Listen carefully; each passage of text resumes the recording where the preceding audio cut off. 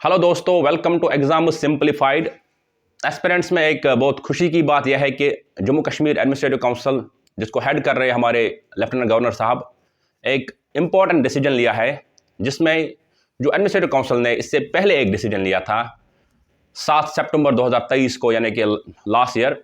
कि जिसमें waiting list का जो क्राइटेरिया है, वेटिंग लिस्ट का जो प्रोविजन था, उसको हटा दिया गया था। रूल 14 के सब रूल 7 में आता था वो।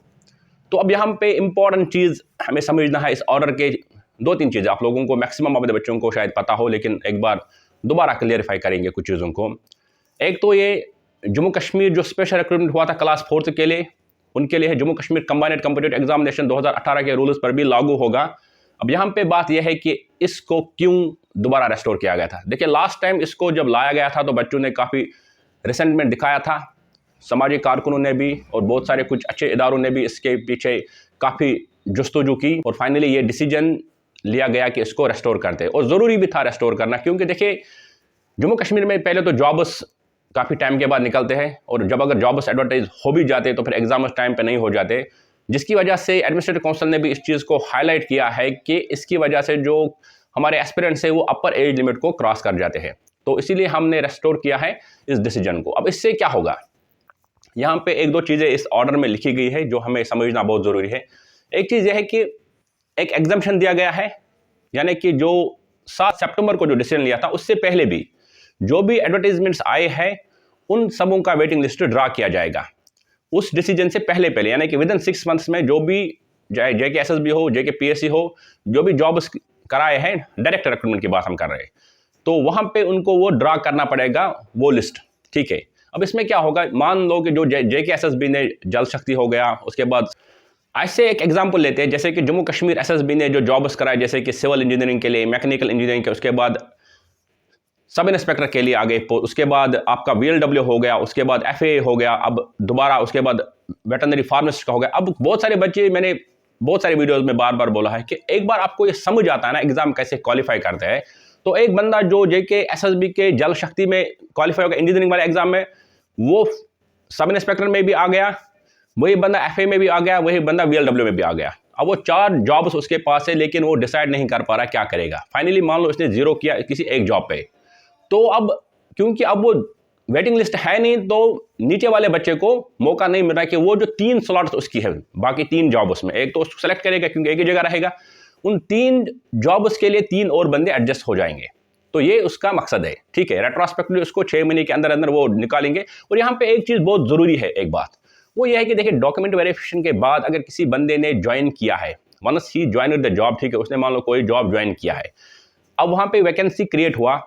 अगर वो वैकेंसी रीएडवर्टाइज हुआ है, मान लो कि JKSSB या JKPSC ने वो वैकेंसी रीएडवर्टाइज किया है, तो डेफिनेटली वहाँ पे वेटिंग लिस्ट ड्रा नहीं होगा। लेकिन अगर वो अभी वहीं पे बंदे ने अभी ज्वाइन नहीं किया, लेकिन आपके पास एक नंबर है, ऐसे आपको समझाएंगे,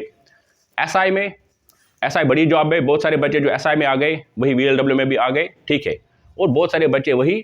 JEE में भी है। अब मान लो कि SI में सारे बच्चे चले गए, JEE में 50 पोस्ट, वही बच्चे जो SI में थे वो 50 यहाँ पर भी है, ठीक है, VLW में। अब वो VLW को छोड़ेंगे, VLW में 50 और पोस्ट्स खुल जाएंगे उन बच्चों के लिए जिनका मेरिट उन 50, यानी कि जो लास्ट वाला मेरिट वाला बंदा था उसके नीचे नीचे है, ठीक है, तो वो 50 बच्चों का वहाँ पे आराम से वो एडजस्ट हो जाएंगे। तो इसमें बहुत सारे बच्चे जो हमारे बहुत टाइम से मेहनत कर रहे हैं एग्जामिनेशन सेंटर में, किसी एक दो गलतियों की वजह से, छोटी छोटी गलतियों की वजह से, या OMR में आपने अच्छे से मार्क नहीं किया जो सर्कल करना होता, या गलत पड़ गया किसी एक क्वेश्चन पे, तो वो 1-2 मार्क्स से जो रह जाते हैं बच्चे, उनको एक फेयर चांस मिलेगा, ताकि, क्योंकि जॉब्स लास्ट टाइम पे बहुत सारा रिक्रूटमेंट हुआ था, कुछ 2-3 हज़ार जॉब्स थे ये, जिसमें वेटिंग लिस्ट अगर हम मान के चले कम से कम 100-200 बच्चे तो कम से कम आराम से और एडजस्ट हो जाएंगे।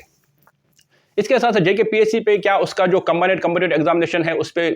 असर पड़ेगा। देखिए, जो 2018 है, 2021 से 2022 में पर से जो JKPSC एनेक्चर 1 और एनेक्चर 2 निकालता है फाइनल लिस्ट में, ठीक है, एनेक्चर 1 में सारे वो बच्चे जिन्होंने इंटरव्यू दिया है उनका नाम, नीचे जो सेलेक्ट हुए कैंडिडेट जितने वैकेंसी होगी 220 या 232 उनके नाम, और वहाँ पे अब एक रिजर्व लिस्ट रखता है JKPSC अपने पास। और जब बच्चे ज्वाइन करते हैं गैड में, ठीक है, यानी कि जनरल एडमिनिस्ट्रेशन डिपार्टमेंट में जब उनको ज्वाइनिंग हो जाता है, अब जो मान लो लास्ट वाला बच्चा है, जो मेरिट, जो कट ऑफ मेरिट अगर मान लो कि 1000 मार्क्स है, जो मान लो 999 पॉइंट्स पे है, अब उसको नज़र रखनी है कि मान लो कोई ऐसा बच्चा है जिसका IAS में हो गया या उसको JKPSC से बड़ी किसी जॉब में हो गया,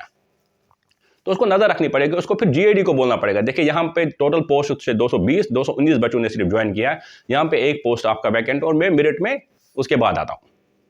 तो वो लिखेंगे PSC को वापस कि आप बताइए रिजर्व लिस्ट में आप अपना कैंडिडेट्स का नाम बताइए, कौन सा कैंडिडेट है उस पर। ये प्रोसेस थोड़ा लंबा हो जाता है, लेकिन ऐसे एक दो कैंडिडेट्स को एडजस्ट किया गया है। एक